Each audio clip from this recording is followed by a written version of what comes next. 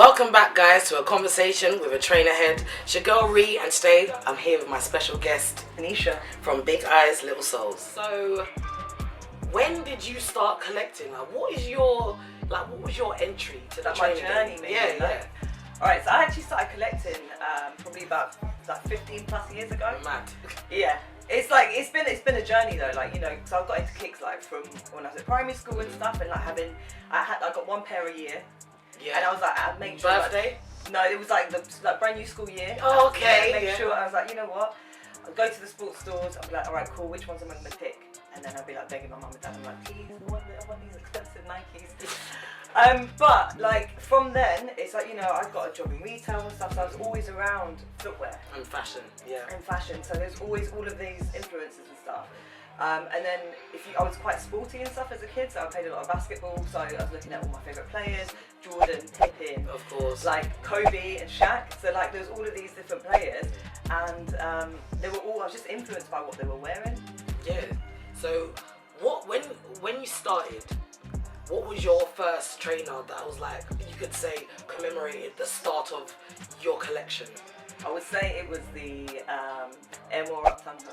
Okay, Yeah. I saw those. 100%. Chunky as hell. Yeah, I nearly wore them today. I was like, oh, do you know what? Do I put them on today? Because I was like, I had them, 1996, I had them when I was at school, and they were the ones I was like, okay, you know what, they're my first pair of Nikes. Okay. And I remember the journey, going to the store, begging my mum and dad for them, and them just being like, no, the price point is kind of high for that time. For me to kick around, just play around in the playground and stuff. But where else would we be? Yeah, but you know what? I'm good with words and stuff, so I managed to kind of blag it, and they were like, yeah, do you know what? We'll buy them for you, and then that was it really. That was my love. Up tempos, real 90s staple. 100%. Chunky boot, but crepe. Also, they were kind of just the whole sort of over-exaggerated, big, chunky. Yeah, exactly. Yeah. It's exactly what my personality is like. So I was like, I needed them. And how many up tempos do you have? Do you know what? I only have the one. I have the one. I know. I was thinking about this the other day after the foot patrol thing, and I was like, maybe I should get some more up tempos and actually build that collection. But do you like the other colorways? But that's the question. Because That's the thing, because the black and white are they're the ones. They're the OG ones. And there's been a few the Olympic ones and stuff. I'm like, okay, these colorways really nice. But apart from that, and the Supreme ones.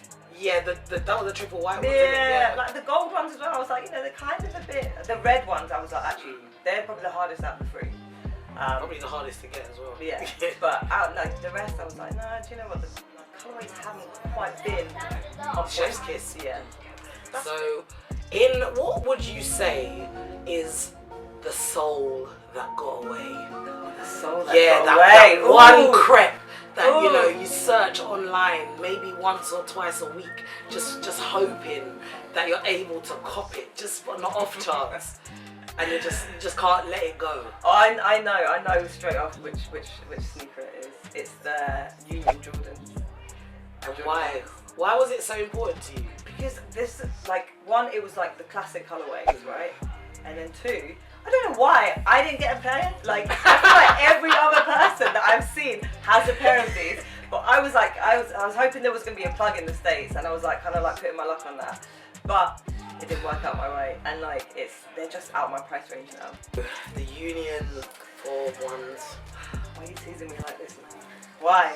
Why? Loving you is easy 'cause you're beautiful. Rich. Like I said, guys, if anyone, UK 6, EU 40, hit me up.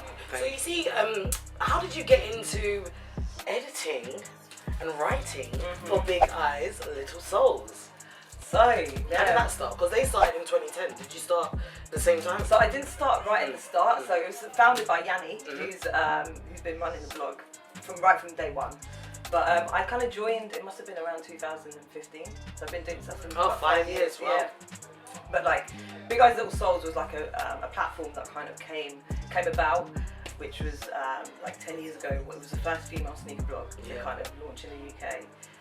Definitely still one of the biggest. Exactly, and it's like now, you know, we don't do the blog so much anymore, but it's more about the Instagram platform.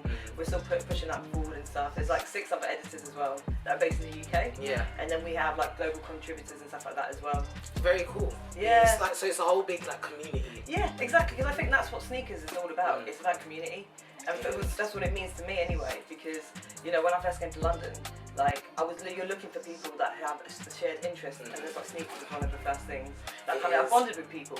And I met people through different events, like it was at like, you know, 1948, there was like different Nike events going on, or there was like, you know, different club nights and stuff. I was like, knew that the people that were like the same music, but also liking the same kind of kicks and the same style. Yeah, exactly. You just know, you know your people. You see your people. And so what else do you do? So I play for a women's football collective in East London called Romance FC. Love that. Who thought of the name? We all did, like collectively. We kind of like, we had a few names and stuff because before we used to be called Boiler Room Ladies because we associate with Boiler Room. Ah, cool. Because we all kind of met through the different club nights and stuff, like, you know. So, but then it's like we've been Romance now for about I think it's like 4 years. That's cool. Actually, no, take that out because I can't remember what. I can't remember what it is. For a few years. But like, no, we actually, in terms of the name and stuff, we kind of put together a few names and we're like, okay, which one do we like the strongest? And I was like, Romance just stood out because we wanted something that we could stand on the sideline and be like Romance. Yeah, come on. I wanted something that, you know, you're proud of. And it resonates. It's definitely something I would remember. Exactly. You're not gonna leave a football match thinking, who are we playing again? You're gonna be like, Romance FC. Yeah. Making it magical. I like it. So like we're all about you know, empowering young women and girls and stuff to get into football. So we do our yearly women's football tournament called Spring Kicks. I like that. Yeah. So it like combines your love for trainers as well. Exactly. With sport and fashion and like empowering the younger generation too. I love that. Exactly. Sick. So you do Big Eyes Little Souls. There's Romance FC. Yes. And you also do fashion things. I do fashion. Yes. Yeah. So I work in fashion and lifestyle communications. So that basically means that I do PR and comms for like a number of different brands, specialising in sportswear and sneakers. Yeah, of course. True to your heart. Standard. I was like, I've got, you know, work in something that I care about and that I love. So, you know, in the past and stuff, I've worked with like Nike SB, Asics, New Balance, Converse as well. So like, it's just, and it's just, just keep on going, man. Dream company to work with next? Because I'd say Nike would have Nike. I think Nike in-house would be would be a good one to go. Like Amsterdam HQ. Yes. Do you know what I'm saying? What about like Power? Pat. I mean, I love what those guys do. Yeah. And I think I really like the community aspect behind it as well. Same. I'm That's big into community. Man. I don't know if you kind of got that, but I'm big into community.